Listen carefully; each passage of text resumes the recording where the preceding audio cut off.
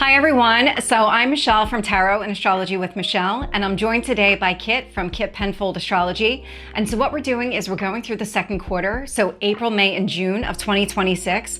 We're going to go through the astrology by zodiac sign, as well as a tarot reading for every single month by zodiac sign. These readings are general readings. So that means obviously you need to go find your natal chart and figure out where, if you have any personal planets or points where we're going to be talking about. You can listen for your rising sign. That is where I have created these readings from. Or you can listen for your sun sign and your moon sign if that is something that speaks to you.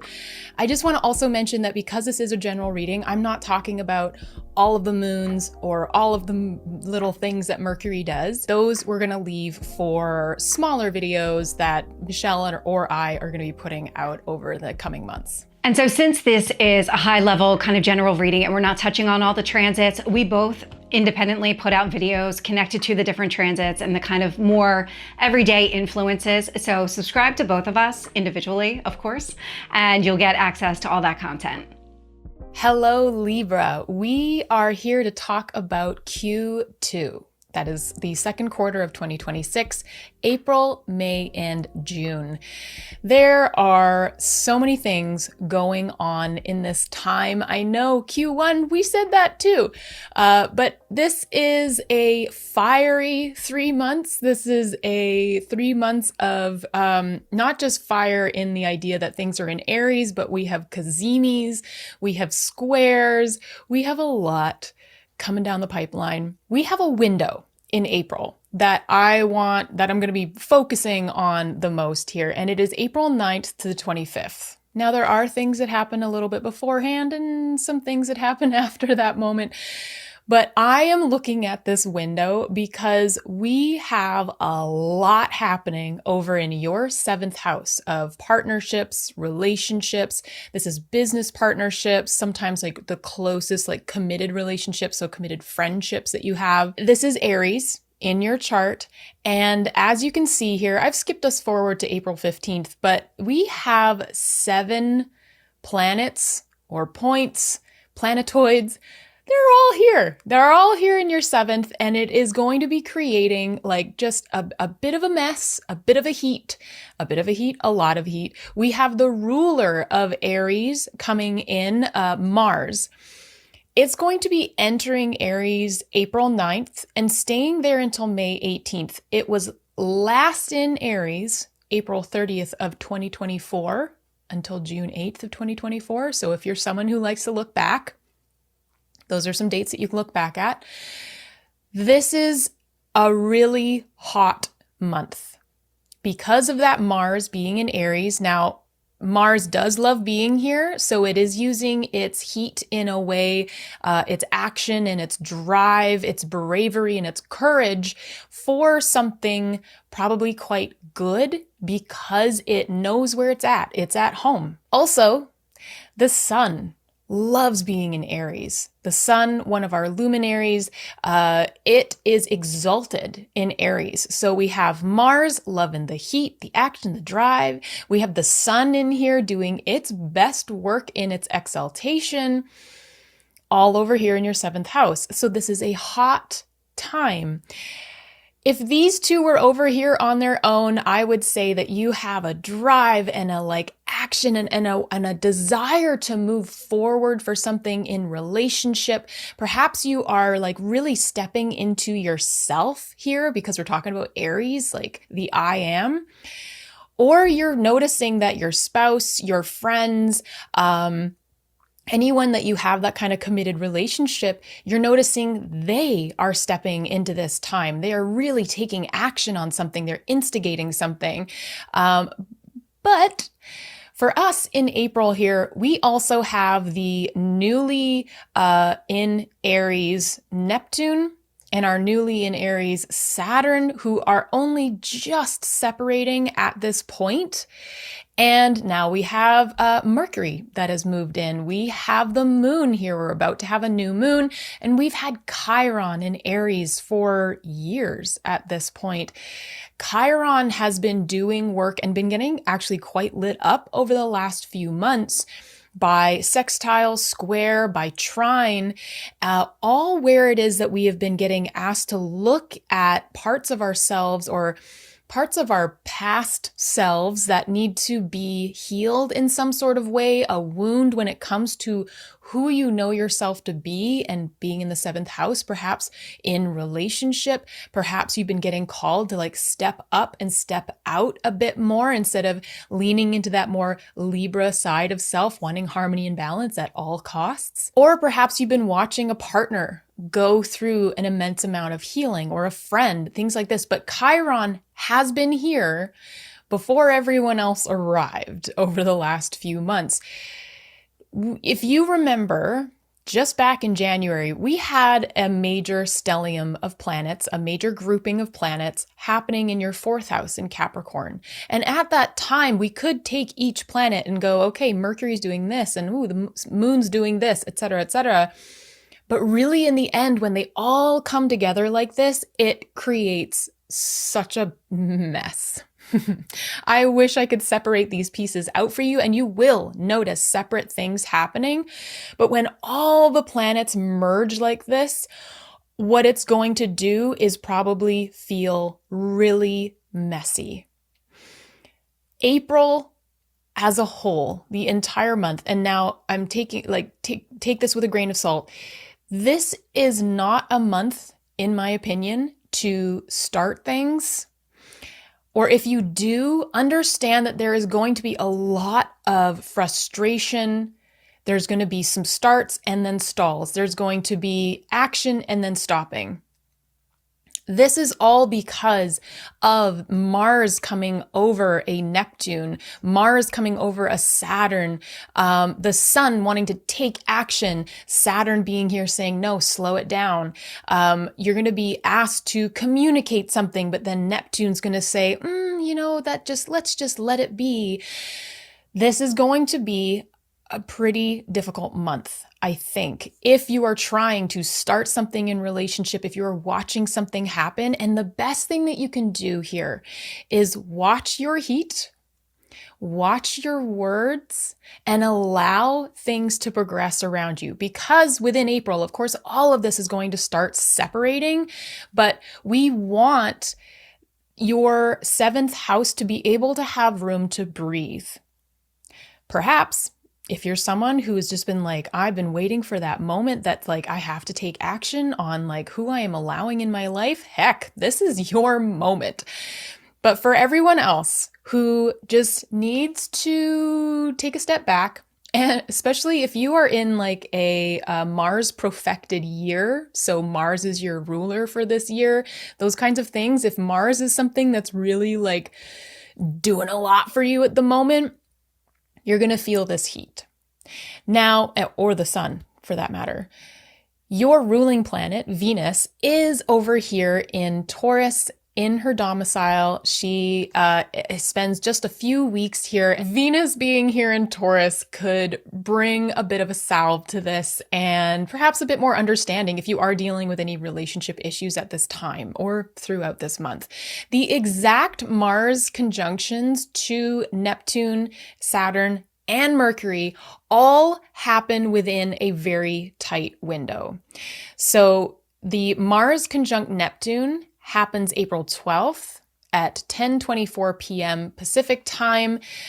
This is happening at 2 degrees, 39 minutes. Saturn and Mars come together April 19th at 3:24 p.m. Pacific time, 7 degrees, 51 arc minutes. And when Mars meets Saturn there on the 19th, it's also going to be conjunct Mercury. This is the 5th, the final conjunction since Mars and Mercury met over in your 2nd house of finances, your resources, and your self-worth back in October. This arc, you would have heard a lot of astrologers talking about it. I was talking about it. There's something here where your voice, your communication, or perhaps the way that you are understanding a situation has been coming up against Mars or with Mars, depending on when they were conjuncting together. And there was a change or a drive, I think, to the way that we were all perceiving our own voices. Perhaps how we were all communicating somewhere where we were ready to have more courage and step forward. And this being this last conjunction here, where have you seen this come to? What point have you come to either in your voice or those Mars themes, the action and drive themes, especially now Mars is in such a beautiful place to have this last one in Aries. These two are not conjunct again until January of 2028. So it may feel, just because we've been talking about a Mercury and a Mars, which are fast-moving planets technically, that a conjunction is a pretty usual thing. But as you can see, it's going to be years before we have the next conjunction. So this whole 5 conjunction series since last October, it's a big deal and it's been saying something. So do you feel at this time like your voice is being used differently? You're finding more courage in something? Unfortunately, at this time, being conjunct Neptune and Saturn, this could feel a bit foggy. It's unfortunate that Mars and Mercury are coming together in a place where they can't entirely do what it is they would like to do in Aries because Saturn is probably slowing them down. But hey, this might be a moment where you find that you're able to say it even better and you're saying it for a long-term plan or a long-term benefit, because Saturn loves a long-term plan. This is going to be a time, again, I wouldn't put anything super into action here. Or if you do, know that perhaps what you're saying at this time needs to have a little dose of ice water put on top of it. You need to maybe slow it down a little bit just to make sure that you're not burning anyone, especially because this is happening in your 7th house. Don't burn anyone that you want to have come along with you. Try not to be the bulldozer. If you feel like you are being bulldozed by someone else in this scenario with this happening in this 7th house, make sure that you remember who you are and that your Venus is in the 8th house here, going even deeper. Taurus 8th house being a deep earth sign and fixed. So let Venus do her work here. If you need to be the one saying heck no, we're not going along with all this heat here.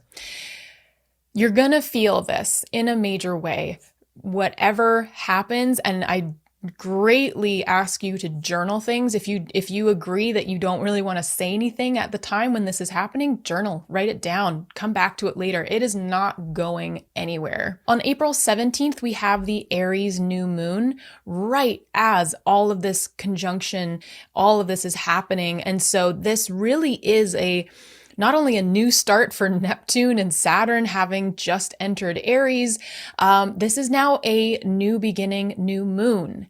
You could feel a real heat for I am going to create these things. I'm going to do all this stuff, a very Aries moment. But just remember that Aries is a cardinal sign. It loves starting things, but not so much known for the follow through or being able to follow it all the way through to the end, all the details. With Saturn here, maybe this is going to be our amazing Saturn and Aries moment, is that Aries is going to follow a lot of things through to the end. If you want to start something new or put something plant some seeds at this time in this new moon, keep in mind that you are also conjunct Chiron. There's going to be a piece here that probably has to do with those wounds that you are healing, either within relationship or that you are watching your spouse or committed friend, your business partners. Maybe they are having to start or plant new seeds where it comes to something that they have been healing over time. This is going to take some time, I think, to come into fruition with the fact that we have a Saturn in here with this Aries, with this new moon. This is a really beautiful moment to plant new seeds, like I said, but perhaps allowing yourself to slow down as much as you can within all this heat and this drive and action. Try to slow it down, because there is something, I think, with this Chiron being present with this new moon that it's going to bring some immense healing, but everything needs to start separating first. But you're really going to feel this new moon, I think, and we're all going to really want to kind of put it to use in some sort of way. So this is a manifesting moment, probably. This is a moment for journaling. Just make sure that you're not overriding any wounds that you feel you want to heal at the moment, or if you're feeling really exhausted from all the energy here in your 7th house, allow yourself time to slow down. Make sure you're using that strong voice of Venus in her home here in Taurus, in your 8th house, to be able to use this in a different way. I'm hoping for you, Libra, because this is such a prominent house, the 7th house for all of us. And it's you that gets to experience this, this huge stellium here. April 19th, we have a Taurus season. And so if you happen to be a Taurus sun, happy birthday. And then we move forward just a little bit to have the sun coming into a square with Pluto. Pluto has been in your 5th house for about a year now, bringing great transformation and intensity to the way that you experience joy, how you are creating, perhaps your romance, or perhaps you have children. If that's applicable to you, the 5th house is very children. Aquarius Pluto has been really upheaving way in the background, because Pluto moves so slowly. It's been upheaving this place and asking you to look at where you find your power in your creativity, power, and maybe finding a new way to experience joy.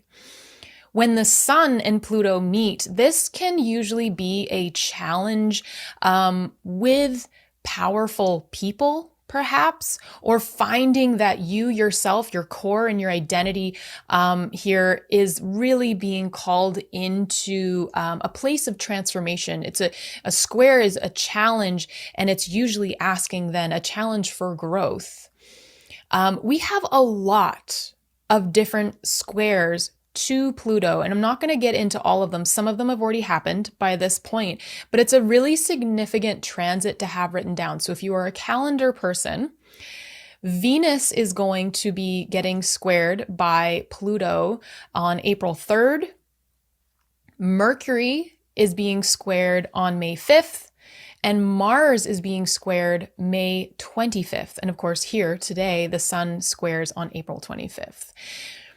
These are all moments to just watch how what it is that you are transforming in your 5th is changing the way that you approach intimacy, changing the way that you approach the way that you speak to partner or delve into subjects that otherwise kind of feel a bit taboo, those debts, finances, things that aren't so fun to always look at. The 8th house is a very transformational house, and it's then speaking to the planet of transformation. This square is going to be asking for a progression with the fact that Venus comes through first, and Venus is at home. She's going to be asking to look at harmony and balance. The sun comes through your core, your vitality, perhaps very strong people in your life, solar figures in your life. When it comes to this intimate house, are going to be asking for growth. And then when Mercury comes through, it's going to talk about your voice.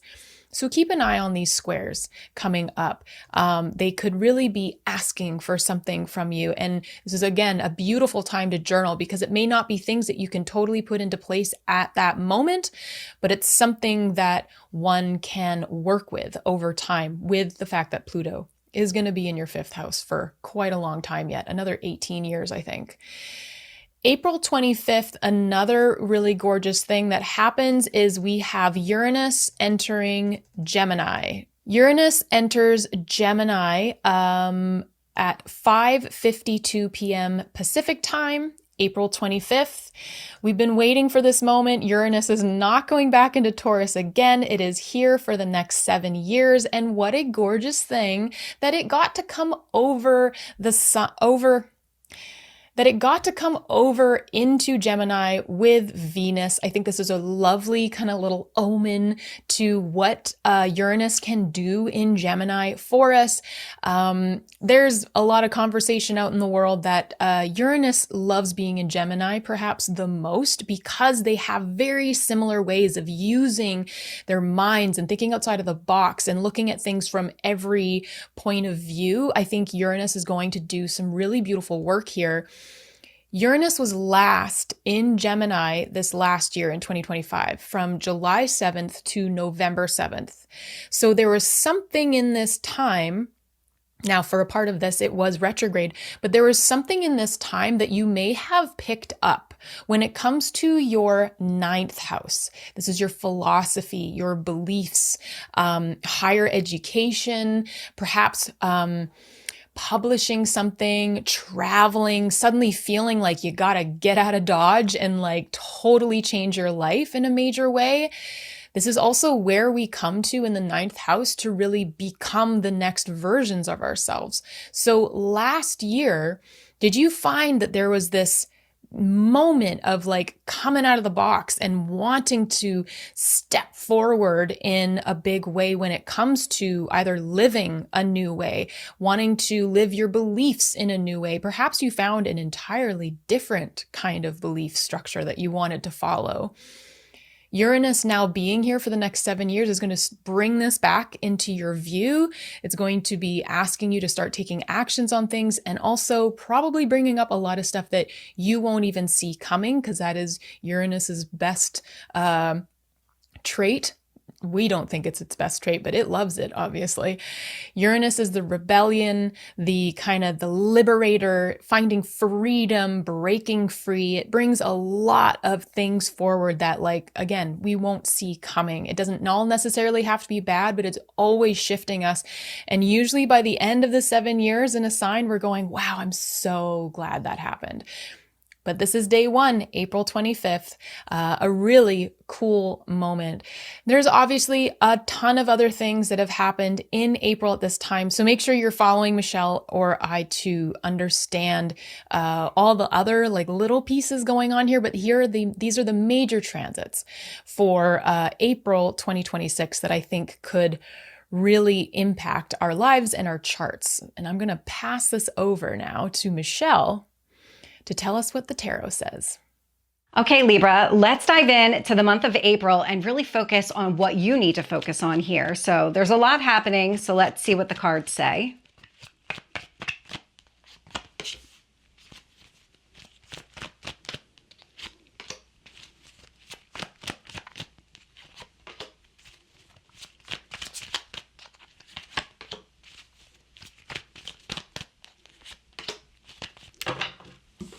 So right away, with the Queen of Pentacles showing up here, I was getting stabilizing growth. And so there, you might find yourself kind of settling down, but with the intent of moving forward, wanting to grow and expand, but not rushing anything here with that Queen of Pentacles energy.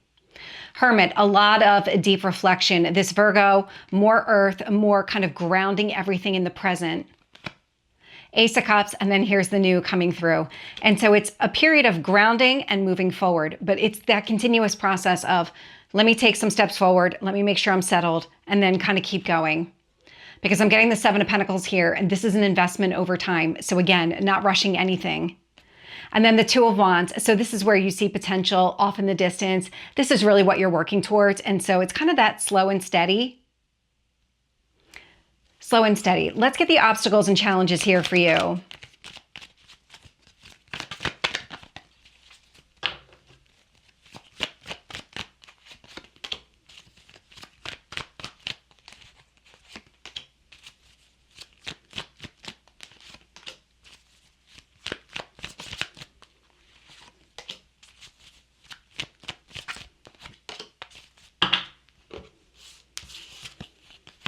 So I have the Three of Pentacles showing up here. So this is a card of relationships.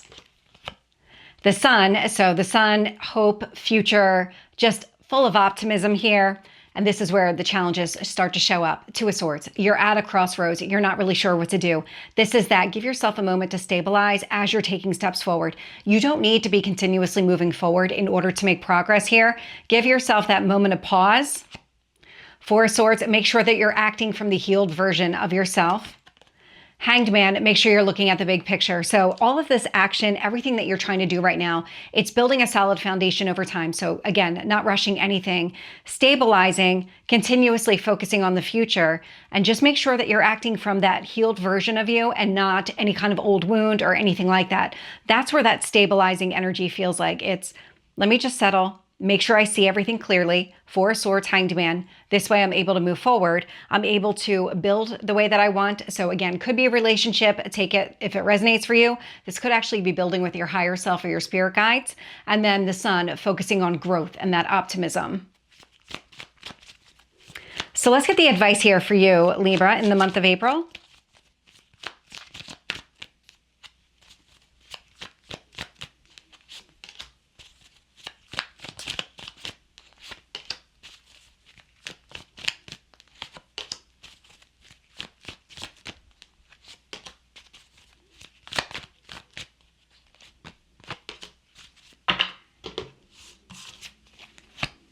Six of Cups. So it's about nostalgia, but it's really about emotional balance and alignment. So it's stay as steady as you can within your own emotional space.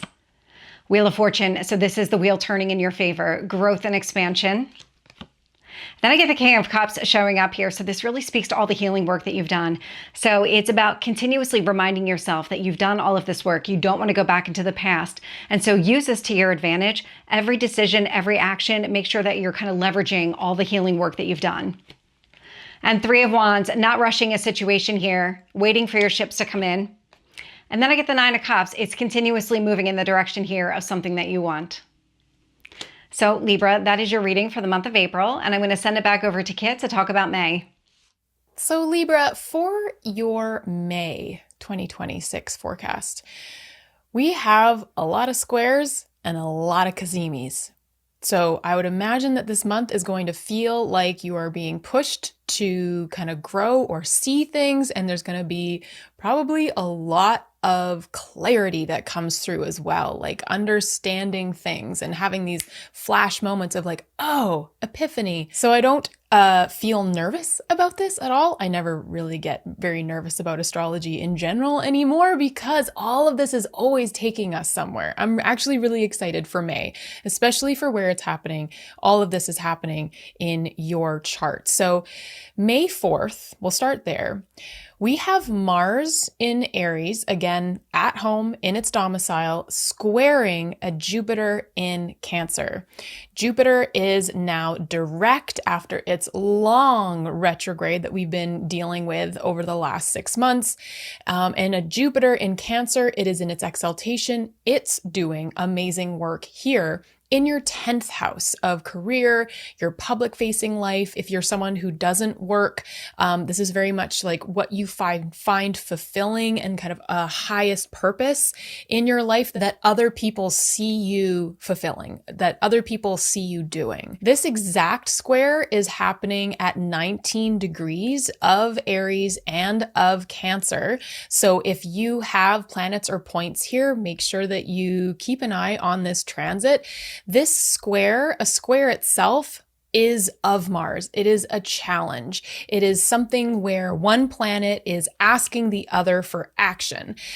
But whenever anything has any kind of aspect, so a sextile, a square, a trine, with Jupiter, it doesn't do the same thing as if it was a different planet. Jupiter is all about expansion, bringing positivity, bringing more wisdom and deeper philosophy and ideas to the table, and usually attracting things to you. It's all happening from the outside, coming in. You're watching things grow.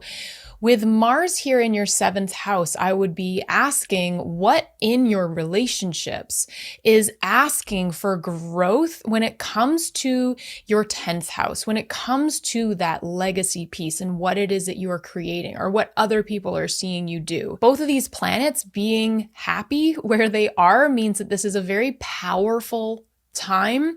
Jupiter kind of has a bit more power because an exaltation is like doing the ultimate work. And you would have already felt the themes of this probably coming through because Jupiter has been here in Cancer since last summer. So what is Mars asking you for? Maybe some courage, for bravery, for drive from this place of partnership, relationship, the committed, maybe it's a business partnership, asking, or like challenging you for more growth, bringing more change into your life when it comes to your 10th house. I really love this aspect for everyone. This one's very interesting. Let me know if this resonates with you at this time. On May 5th, we see that Mercury being squared by Pluto in your 5th. So this is that piece I was talking about back in April, around your voice being called into maybe a more intense place with Pluto asks for intensity, squaring. That is a challenge. That is a drive for growth, or like asking for change. It's a place where we are able to kind of look at things differently, or being called to look at things differently. This could be taking you to quite a transformational place, being the 8th house. Where are you finding your voice differently? Where are you being called to speak in a whole new way? May 14th, then, after that, we move forward. 14th, we have even more kind of clarity coming to that Mercury, and clarity because we now have Mercury having moved toward the sun, slowly burning from about 17 degrees, 15 degrees outside of the beams of the sun, moving toward the sun after its last retrograde back in Pisces. And now it's coming through to have its cazimi moment, coming into the heart of the sun to have a clarity come through. It is being burned at the heart of the sun to come out the other side renewed. It is when we have that exact cazimi moment at 24 degrees of Taurus in your 8th house. This is where you've just had Uranus come through for the last 7 years, and it's been hanging out at the 24 degree for a long time. It did a retrograde over this. And then we had Venus come through here. Taurus is a beautiful sign of just like stability and comfort, and it's a fixed sign. So it likes to know what it likes, and it wants to know what's happening, what's going on. And this is also the other ruler of your ruling planet, Venus. This clarity could be coming through around your resources that you have with someone else, or perhaps the money that you make from somewhere else. Perhaps you have an idea around a new way that you could be managing money. I love a Mercury cazimi every single time it happens. I used to be just like, no, Mercury cazimis, I don't really get big ideas. Oh, but believe me, they come through. So on this day, May 14th, 7:24 a.m. Pacific time, at 23 degrees, 48 minutes. I would, just keep an eye on what comes through this day. This is a really interesting moment, I think, to be able to have some new ideas. At the same time, Mars is conjunct Chiron in your 7th house. So this may be a moment where you are maybe having conversation and an aha moment with a partner around money, around the way that you are moving forward with things. And it could all come from a wound of some sort, or a belief that you've had around money or around debts, around some more vulnerable conversations that you need to lean into at this time. Again, try not to bring the heat to this, because this is Mars, the god of war, but this is also the god of bravery and courage. So use this day. I really like this for you. It's sticking out a lot for you in particular, Libra. On May 17th, Mercury gets to do another awesome thing, which is it's moving into Gemini, your 9th house of philosophy, beliefs, higher education, finding a guru, becoming a guru. Mercury is at home in Gemini. This is one of its domicile places, and poor old Mercury, it's been a long time since Mercury has been in a domicile. The last time was over here in Virgo. So congratulations, Mercury, you made it. When Mercury comes into your ninth house, Gemini, it is instantly conjunct Uranus. Uranus and Mercury, when they come together, again, they both really kind of belong in Gemini in a major way because they are using so much of their intellect. They are fast thinking, they are moving quickly. And this, they're conjunct at 1 degree, 14 minutes, and that the exact conjunction is happening at 5 p.m. Pacific time. So Mercury comes into Gemini early in the morning on the 17th, and then by the evening, it's in this conjunction already. So it's basically happening the whole day. It's pretty swift because Mercury is kind of at full speed at this point, but it's just come through a clarity moment being at the heart of the sun. It's still in the beams of the sun at the moment, but now it's having a moment with Uranus, the liberator, the great awakener. Really keep an eye on what's coming through for you. If you are someone who enjoys meditation or anything where you like receive downloads or anything like that, I think this would be an incredible time for you. From the 14th to the 17th, this whole time, this is a really beautiful place to, within your philosophies, within the way that you look at the world, and perhaps you're wanting to become more spiritual, or you're taking on a new modality of some sort that you want to practice, tarot reading or astrology. This is a really amazing moment for some clarity around that, and perhaps hearing Uranus go, yeah, actually, we're going in this direction this time. So again, keep that journal out because your writing might be really incredible, prolific at this point in time. After this, on May 20th, we have the sun coming into Gemini. This again, we've got so much brilliance here. And the sun also comes into, happy birthday to the Geminis out there. This immediately kind of lands on Uranus again. And on May 22nd, we have the exact Uranus cazimi here. I'm using the word cazimi in the fact that this planet is at the heart of the sun. And when Uranus and the sun come together, this is quite electrifying. This can be, this is right after Mercury was conjunct Uranus. And just after, this is a lot of awakening moments. Uranus is going through a bit of a clarifying moment of its own. And so when they come together, we've got vitality and purpose meeting like the great upheaver.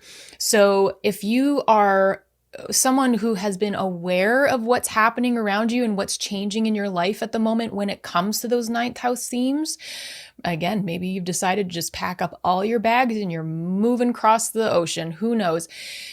This is a moment where this could feel even bigger surprises, even bigger changes and shifts happening in your life.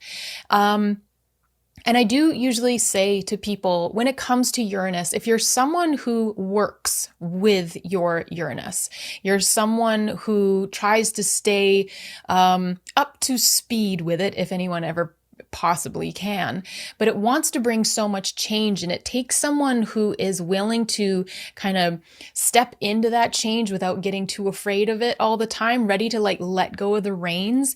Uranus is a lot like eclipse season. You just got to let go and believe that everything is going to be okay.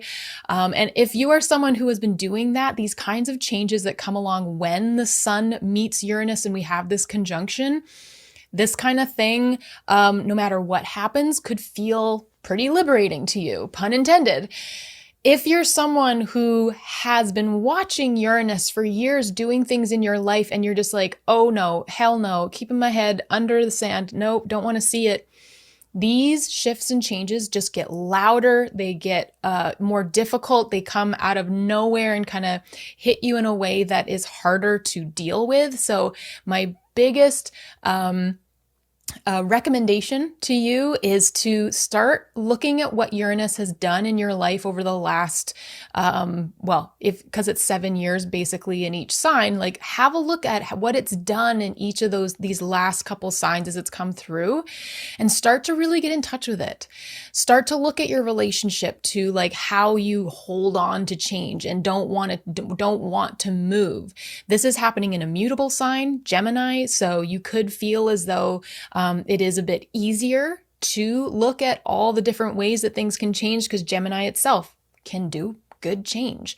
But the fact that these are this is the sun, so a major, major luminary, and then we have Uranus, a major, major changer in one place. This could feel quite loud. After this, we have Mars squaring Pluto on May 25th. Now, I mentioned this one before, but I am just going to point it out here. So we have Mars in your 8th house now. It is now out of Aries. It's alone in Taurus in your 8th house. And this could be bringing a bit more of a trigger to this, whatever conversation Pluto has been having with different planets as they come through this square. You could feel like it's maybe time to take some action, take some steps towards something. This could be a moment where you realize like what it is that you have to sever when it comes to the 8th house themes. Perhaps it is time to like no longer have a relationship with the debt that you have. Maybe it is time to take action on believing in stepping into a loan or something because you want to create something new with Jupiter being in your 10th house. Maybe you have a project that you're working on, and Pluto is saying in your 5th, I'm ready to create. Whatever you do here, again, with Mars, always just take the measured action. Always watch for what might come after. Mars likes to take that step forward really quick and not so much think about what fire it is creating that you have to put out afterwards. So just make sure that you are thinking about what is happening here. The last two things that I want to mention is that there's going to be a series of squares to Neptune and squares to Saturn from Cancer as all of these planets and the sun move forward.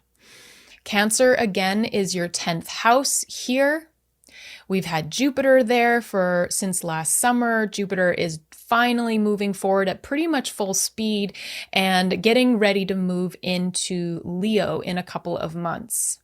Venus right now is moving forward, and it's just so gorgeous to watch this because we're all coming up to a really lovely thing that's happening in June. Oh, wait, don't say it yet. So we see Neptune at 3 degrees in your 7th house. So this is Neptune in your relationships. Neptune that is opposing you in wherever your ascendant is, or perhaps you have other planets in your 1st house. This could be creating a bit of a fog when it comes to relationship. And when this planet at 3 degrees comes into a square with first Venus, then Mercury, then the sun, they are all going to obviously be at 3 degrees or 4 degrees. Here are some dates. Here, I'll give you the dates right now. Venus is going to be squared from Neptune on May 21st. Mercury is going to be coming through at 4 degrees on June 3rd. The sun on June 25th comes through this 3 to 4 degree area. And this is going to be bringing a major theme of whatever you've been feeling Neptune bring up for you within Aries, this kind of maybe a dissolving of ego when it comes to your relationships. It could be putting some rose-colored glasses on you at the moment when it comes to any kind of situations you're in, or you're feeling as though you're having a really hard time seeing your 7th house or the people that are within that 7th house for you. that square to your 10th is going to be bringing that same energy as a challenge. So perhaps where you can't see things, or where it is things have felt like really dreamy and ethereal, is going to be challenging the way that then you are perceived in your career, perceived in what it is you are creating as your highest purpose. And so this is asking you questions. These challenges that come up are a drive toward what is more true for you. How are your relationships affecting, being the 7th house, affecting Venus being here? Could be your aesthetic, your creativity. It can also be relationship and values in relationship. There could be something that is really being asked from relationship to perhaps the people that you work with, or the way that you want to present yourself, the way you want to look. When Mercury comes through here, that's going to be a question around like these pieces in your relationship house, asking you about how you're using your voice, or perhaps challenging your voice in a way. And then the sun comes through, and that one is going to be asking about your purpose in this 10th house. And all the time, again, Jupiter is here. When we have the squares from Saturn, so these happen, Venus is going to have a square from Saturn on May 28th, and then Mercury is having a square on June 9th. So there's this like intense window from about May 21st to June 25th is the last one of the sun, but Venus and Mercury in particular, there's a May 21st to June 9th is this moment where they're both being kind of infused with energy, with whatever's happening here in your 7th house, where you've been noticing Saturn and Neptune do different work for you, bring a boundary and a restriction from Saturn into a place where there usually isn't any. It's usually like it's us wanting to be ourselves, leaning into who we are, our I am. And then Saturn wanting to make structure there, and then Neptune coming through and dissolving it. So the squares from Saturn could be asking you, like, what kind of structure are you putting in place in Aries at the moment within relationship that then are asking for you to kind of look at the way that you are using your career, the way that you are perhaps the structure you're putting in place there, or you're finding a restriction. Perhaps relationships feel like they are just kind of dissolving and dropping away at the moment, is affecting the way that you are able to do the work that you do. The other thing here, again, is that you could be watching your business partners or your spouses or your committed partnerships going through this. A lot of time when we watch these things happening in the 7th house, it could be us watching a partner go through this time of kind of restriction or taking away, or the Lord of Time, Saturn, asking, like, what are you willing to sacrifice for the long term? And that is all going to be asking those planets in your 10th house as they move through, like, what is it that you are creating for the long term, and how do the two affect one another? How are you allowing them to affect one another? So watch for these squares. Again, these are just the major things that I wanted to point out for May. There's a lot of small stuff going on in here too that's really beautiful, and also helping us with this beautiful growth that we are all doing. But for right now, I'm going to leave it here for May, and I'm going to hand this over to Michelle. So Libra, there's a lot going on in May as well. So let's see what you need to focus on for the month.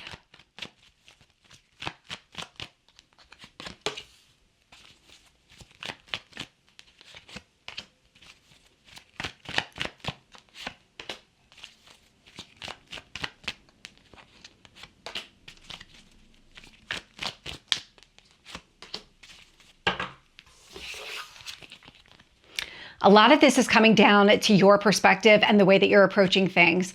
Because right away, I'm getting the Queen of Cups. So this is a lot of taking care of yourself, your emotional needs. The Fool is showing up here. And so this is about prioritizing what you want as you're moving forward, not necessarily what you need. And that's an interesting message coming through. I do get the Knight of Swords. The Knight of Swords, it's movement. It's opening something up here. It's making a decision around this new beginning, but it's not a rational one. It's not using your mind, it's using your heart. So whatever kind of has been happening for you, lean into your emotional side. Make sure that any decision feels right to you. I have the Hanged Man here, so this is looking at the big picture, so deciding from that perspective. And then I get Temperance showing up here, and so a lot of emotional balance coming through. Queen of Cups, Temperance, do whatever you need to in order to ground yourself emotionally before taking any kind of leap of faith or any kind of risk here, because it's almost coming through like a calculated risk with the Hanged Man. It's, I'm pausing, I'm grounding myself, I know I want to move forward, but let me look at the big picture. Let me just check one more time before I take any kind of action here. And once you have that visibility, it's then taking action. So let's get the obstacles or challenges here for you in the month of May.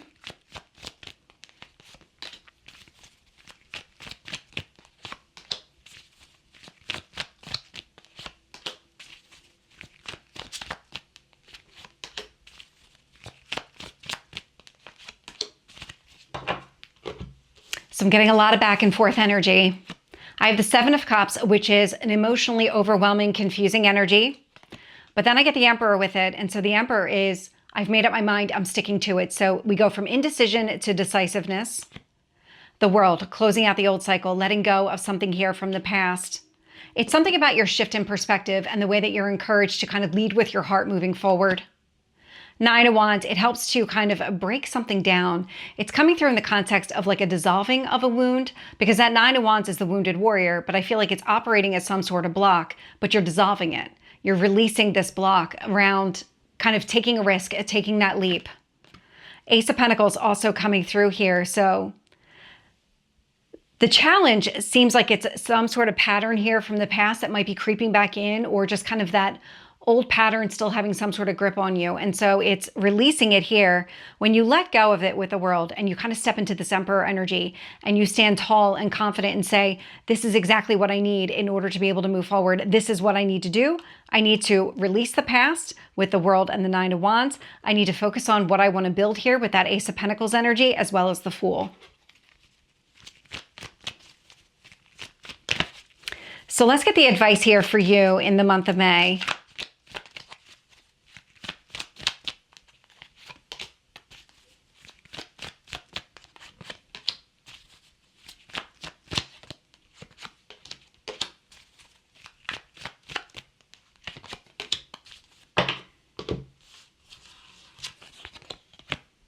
Three of Cups, prioritizing happiness here. So it is leading with your heart, choosing from the heart. Four of Cups, not accepting this kind of stuck mindset. That Nine of Wands would keep you stuck because it does operate as some sort of blocker barrier. The Four of Cups here is saying, don't just accept things as they are. If you're not happy, move on, move forward, close out the old cycle, really take the risk, leap into something new here. Nine of Pentacles, but it's not, again, it's a calculated risk. It's not this kind of young, naive, I don't know what I'm doing kind of leap of faith. This Knight of Pentacles says, you're looking at the big picture. You're being very decisive on what you want to do. It's coming up with some sort of plan or strategy. So that's the leap of faith. It's initiating something new. It's not just doing it for the sake of doing it. You have a plan in place, or you're encouraged to have a plan in place. Then I get the Knight of Cups showing up here. And so the Knight of Cups, it's pursuing something that you want. The best bet for you, let's get the Page of Pentacles here. I have a lot of Knight energy, and now with the Page of Pentacles. So this actually feels like the best thing that you can do right now is plan for success in the future. It's figuring out what still remains of an old cycle that you just need to release, that you need to step out of from a mindset standpoint and shift more into your emotional space here. Pursue something that you want and don't allow yourself to just kind of accept things as they are, because you're meant for more. You're meant to be happy here. So Libra, that is the month of May. I'm going to send it back over to Kitt for the month of June. Well, Libra, there's something very interesting going on here. It is a Mercury retrograde while we are recording this, but also Michelle and I both have had things kind of like stopping our throats. So where are you learning to speak differently? I'm wondering about that. Or your voice coming through differently. Very interesting. We have June. This is the last month of the Q2 forecast. This is a month where I've been kind of making this analogy of opening a really beautiful, warm dryer, and like it's just been on and it has like really gorgeous smelling things inside of it. And you're standing there like, so nice. And then you put your hand in and you get a static shock. That's kind of the arc, the story of June in my opinion. It all starts with something that we've been waiting for so long, is Venus conjunct Jupiter. Jupiter being in its exaltation. Venus loves being here.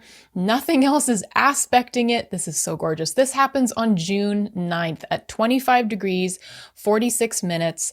The other gorgeous thing is Jupiter is just at this point outside of its retrograde shadow. So it's in a new territory at this point. It can do some new work. This is a really gorgeous moment.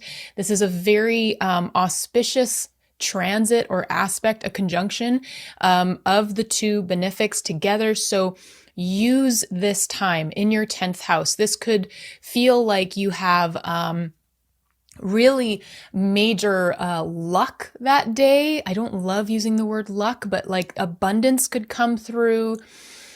With Venus here, this could have something to do with finances or an opportunity kind of magnetizing itself to you. You could feel like you're coming up with really incredible ideas with this transit as to what actions you're taking to move forward. This is just a really yummy, sumptuous day, June 9th, as well, like the couple days before, a couple days after, as they are coming into the conjunction and separating.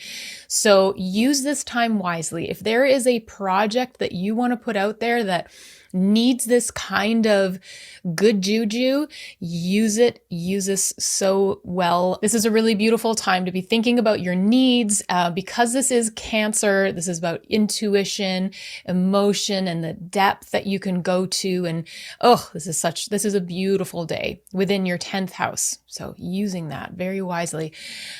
June 12th, just a few days later, we have Mercury entering its pre-retrograde shadow. So we are about to have a Mercury retrograde basically over the same degrees as Jupiter did its retrograde in Cancer in your 10th house. When we say a shadow period, like I just mentioned that with Jupiter as well, when Mercury enters a shadow period, it means that this is the degree that it's going to be retrograding back to when it goes into its retrograde. So it's at this time from 16 degrees, 23 minutes that you may start seeing themes come up within like what it is you're going to have to reflect on, what it is that you're going to need to revisit or revise during this retrograde in your 10th house. I know that during Mercury retrogrades, we all still need to sign things. We all still need to take action forward. But if you can, I would make sure to really check all the fine details, all the minutia when it comes to anything you're putting out there, maybe social media posts, maybe you're writing an article, any of the kind of things that you may be doing for your work, for what other people are going to be reading from you. Because at this time, words could get muddled up, things could go awry or go missing, or a post might not go out. This is a time to just slow down, make sure all the details are in place. Mercury retrograde means that very fast-moving, detail-oriented, all about the minutia planet, communication, it has to move retrograde. So it's not able to be moving forward. It does not like to move backward. It especially does not like stationing. So in a little while, it's going to be stopping in Cancer before it moves retrograde. So this is a time that we need to be just keeping an eye on what's coming up for you, back up your computers, those kinds of things, as Mercury enters its shadow here on June 12th. On June 21st, we have Cancer season beginning, so happy birthday to all my Cancer sons. Mercury begins its retrograde just 9 days later on June 29th. Let's move there. Mercury stations retrograde at 26 degrees, 15 minutes. If you have any personal planets or points within that window of from 16 degrees to the 26 degrees, this is a place where you may be really getting called into rethinking something within your career, how it is that you're moving forward, what Jupiter has just been expanding for you. Mercury is now asking for like a little bit of a revision. If you have a script or something that you've been working on, go back to the drawing board for a bit, see what details maybe need to be rethought. And when you usually come out of a retrograde in a couple of weeks, you will find that you have maybe a new perspective on something, a new idea, or something that you've been working on now has an even more concrete maybe verbiage. The way that you've written it is differently. The way that you've written it is different. So this is the beginning of the retrograde on June 29th. Just a day later on June 30th, we have Jupiter entering your 11th house of friends, community, the groups that you're in or groups that you are part of. This is also, the 11th house is like your hopes and your dreams, your aspirations. Jupiter entering Leo is now going to be here for a year.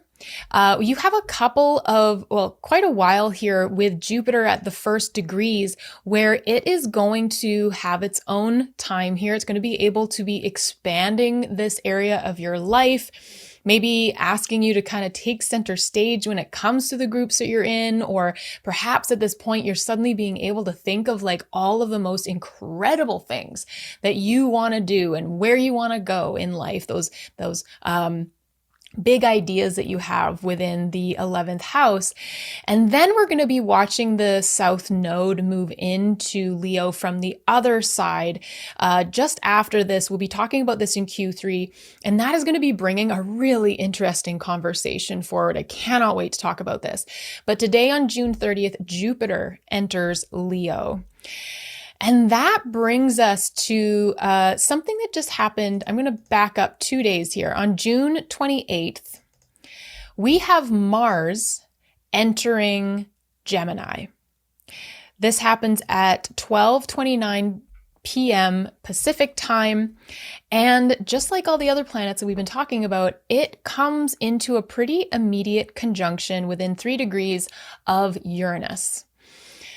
When these two planets meet up, this is like impulsivity meets rebellion, meets assertiveness, meets out of the like changing and shifting things, like sudden big things happening. And this is where I was talking about like the static shock from the dryer after all of this lovely stuff with Venus and Jupiter happening up here in your 10th house. This is happening in your 9th.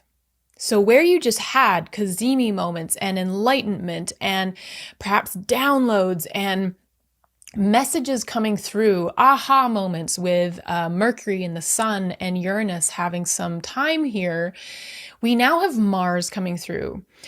When Mars and Uranus meet, when we talk about like mundane astrology, so astrology for the whole world, there is a large conversation around like explosive things happening, things really happening out of the blue. And here at the end of June, June 28th, when it enters, I think you're probably going to, in personal astrology, in your 9th house, there could be this feeling like you just have to take action on something, or something outside of you has to suddenly start. And it's going to probably bring some pretty pivotal experiences or scenarios into your life. The exact conjunction happens on July 3rd. And it happens at 3 degrees, 52 minutes. And this is that kind of real spark moment, that electrifying moment. This could be really gorgeous for the way that you are expressing yourself differently, in the way that you are changing the belief systems that you have maybe held for a really long time. And you are ready for them to change, especially as you expand into your career and have all of these new energies coming in with your relationships relationships. This is about you, Libra. This is about the way that you are maybe believing in yourself differently. I would just make sure that this Mars and this Uranus, if this is you taking action and not something that's like out of your control, try to do it with a little bit of forethought. Try not to bulldoze anyone too significantly. Don't be the current in the electric shock that wants to shock everybody. We don't need any like cattle prod moments here.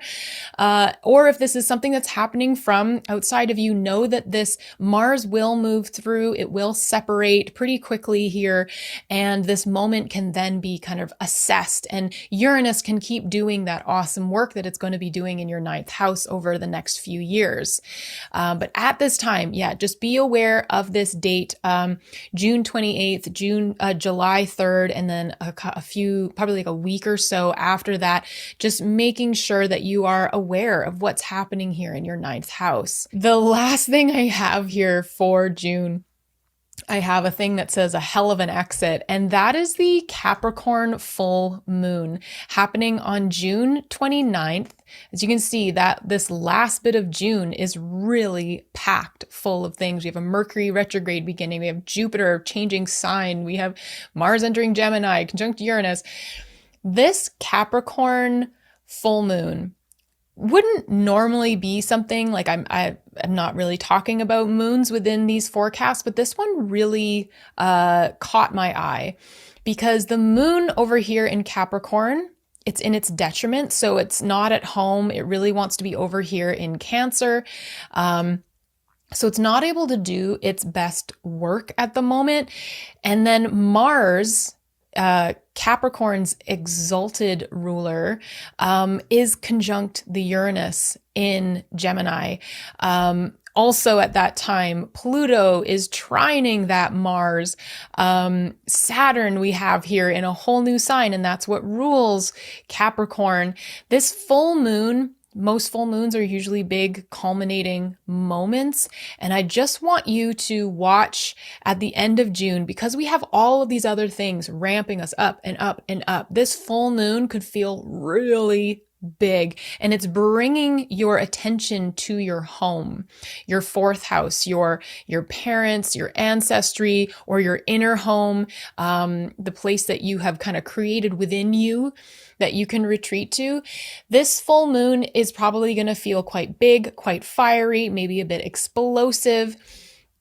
And the other thing happening here, I'm just going to give you a couple dates in a moment as to something I'm going to talk about in some separate videos, and it's called at the bend. So it's at certain planets at the bend or at the bending, and it's when any planet squares the north node and the south node. So this is an in-between moment when these planets or the sun or the moon come to a midpoint between the north node and the south node, which are our eclipse points.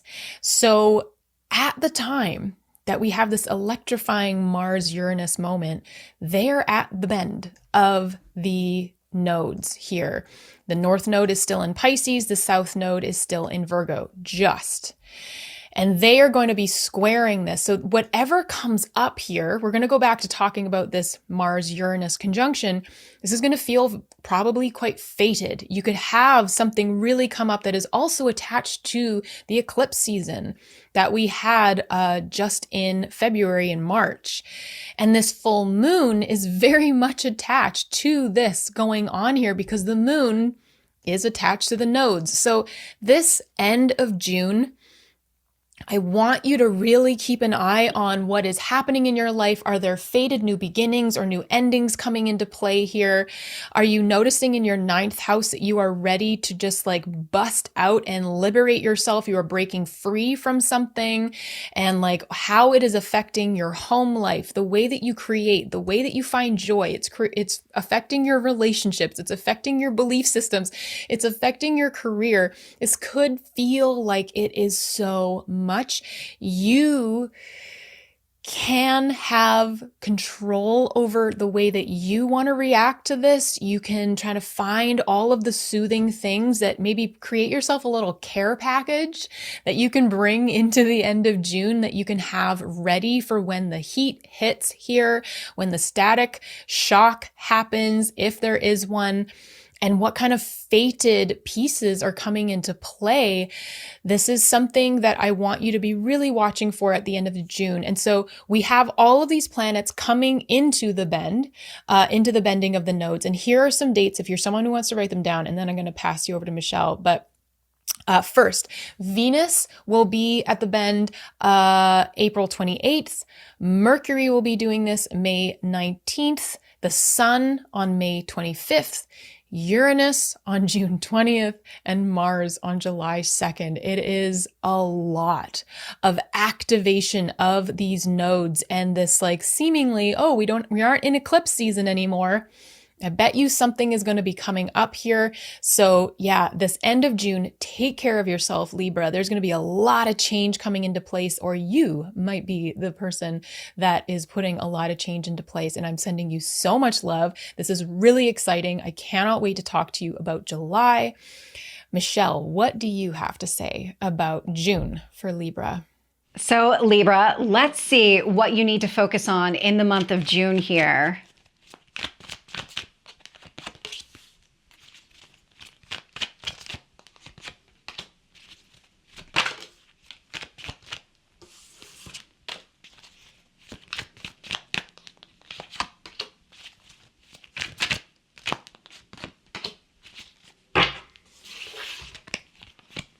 So I'm getting the Death card. It's all about change and transformation. King of Swords, clarity, but also release. So endings and new beginnings coming through very strong with these cards. Ten of Cups. So it feels like you're making space for something better here. Ten of Cups is long-term happiness. It's also a card of marriage, so take that as it resonates. Six of Pentacles. So the Six of Pentacles is generosity, but it's really about you opening up to something new here. And then I get the Seven of Cups showing up here as well. So this actually feels like things are opening up for you, more growth available.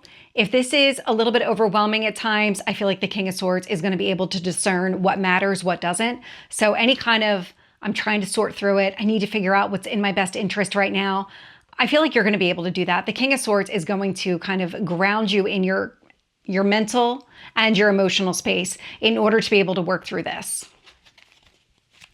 So let's get the obstacles and challenges for you for the month of June. Your cards just want to jump right out.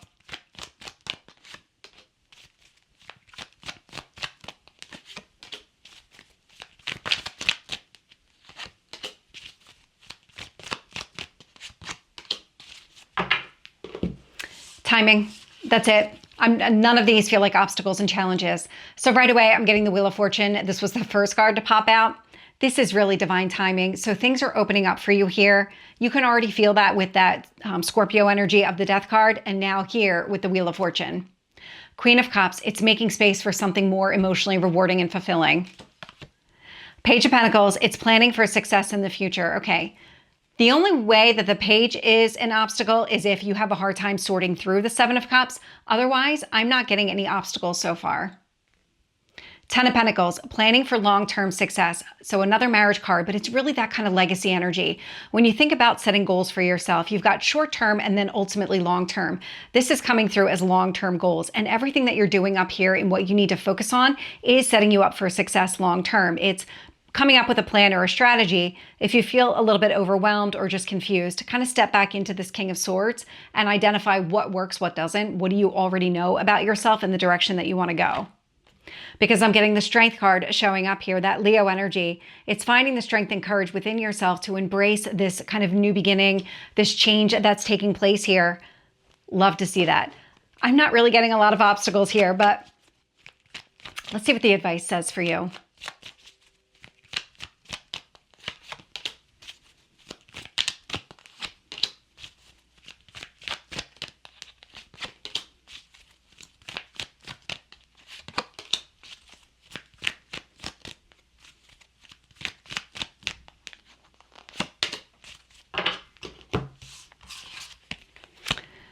So right away with the King of Wands, it's taking action, but it's the Queen of Pentacles that shows up with it. It's steady action. It's not acting impulsively here. Eight of Wands, it's moving forward, but with that sense of clarity, it's focusing on something here that you want. Ten of Cups, Ten of Pentacles, long-term, what's changing for you here? And it feels like once you kind of start shedding more, kind of releasing more of whatever's ending, it frees you up to go after exactly what you want. It kind of lightens you up a little bit here. Knight of Pentacles coming through. And so the advice, it's moving forward, having a plan, it's steady growth, it's steady action. Three of Pentacles building. So could be with another person. We do have a couple of marriage cards out here. And now I've got a card of relationships with the Three of Pentacles. But this is really about you building the life that you want and building it in a way that allows for a solid foundation to be built over time. So not rushing it, making sure that everything that you're doing is kind of creating the life towards the Ten of Cups, Ten of Pentacles here that you really want. So Libra, that is your reading for the month of June. Thank you so much for watching your Q2 reading and being here with myself and Michelle. We loved making these for you, and we just want to say, again, this of course is a general reading. So make sure that you look at your natal chart to find out if you have any planets or points that have been getting affected by these transits that we've been talking about and reading tarot for. I want to give a great big shout out to Astrotheros. That is the program, the astrology program that you see me using when I do the readings here or over on my channel. It is such an incredible program and super affordable for everyone to be able to access. So I highly recommend going over to their website, which is in the description box below, and checking out that astrology app. And so for more content like this, I recommend subscribing to both of us. We also recommend coming back at the end of the month and viewing the next month. So everything in here is time-stamped. And so at the end of April, coming back to watch May, at the end of May, coming back to watch June. And so again, subscribe, like the video, and join us for more content.